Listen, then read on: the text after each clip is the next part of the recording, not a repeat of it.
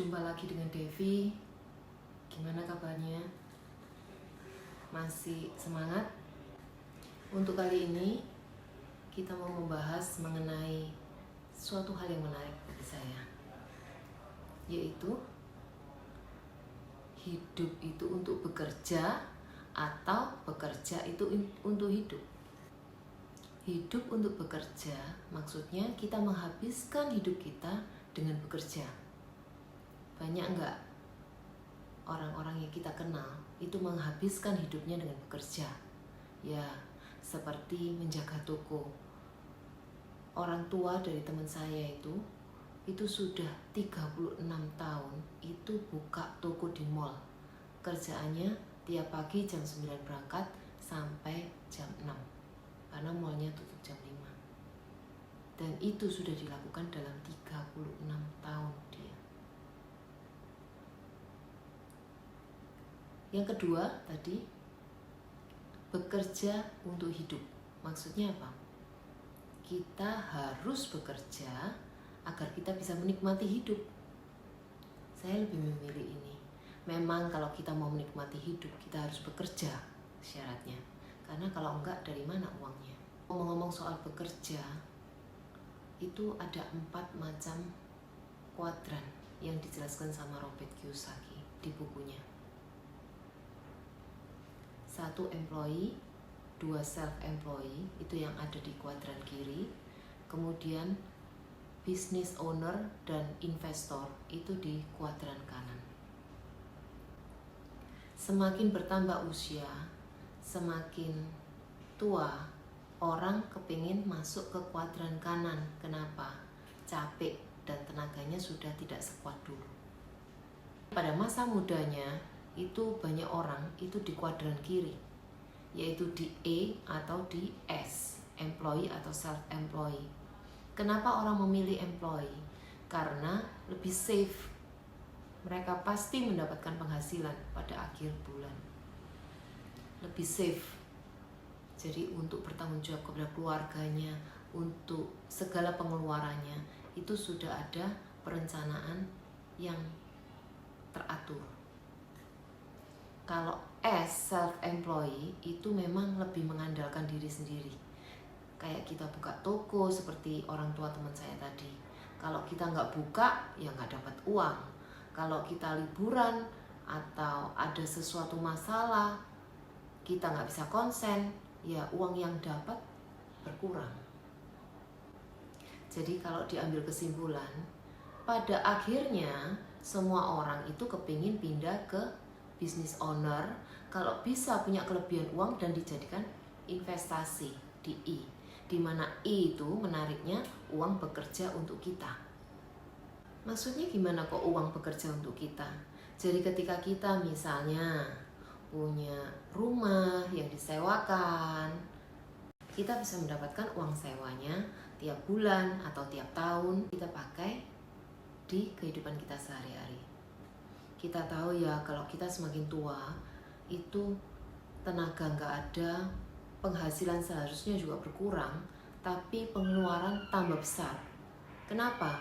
Karena biaya obat semakin banyak dan kebutuhan-kebutuhan lain yang tidak bisa dihindarkan. Misalnya kepingin ngasih cucu lah, kepingin sosial lah, semakin besar.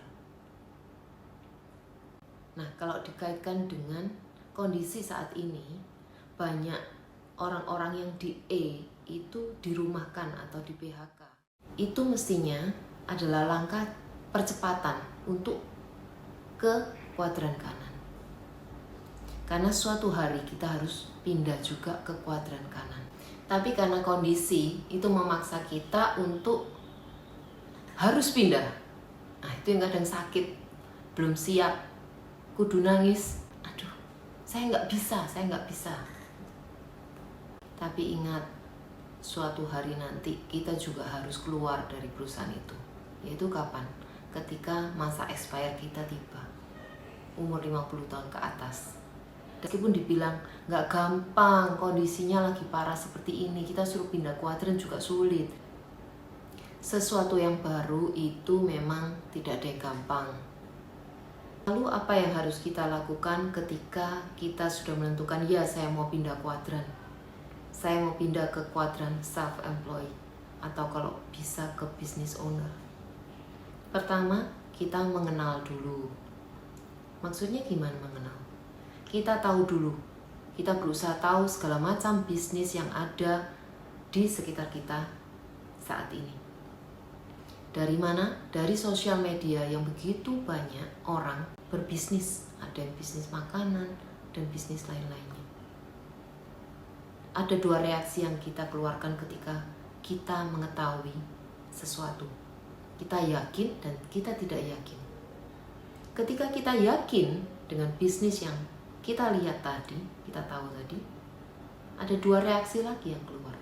Kita bisa membayangkan kita bisa melakukan bisnis itu atau tidak.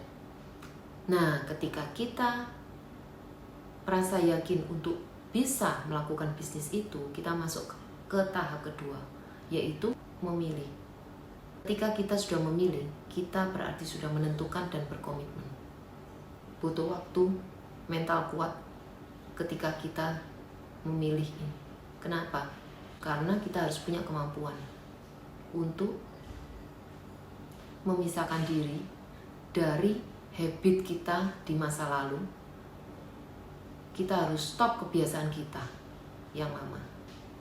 Kedua, kita harus berani untuk merubah kebiasaan kita yang sudah berakar.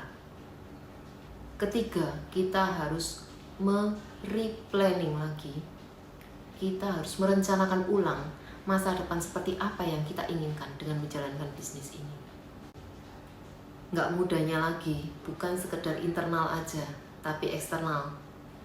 Ketika kita mau mulai, anak rewel lah, anak nggak bisa ditinggal lah, handphone jadul lah, nggak bisa dipakai untuk jualan lah, atau lain sebagainya.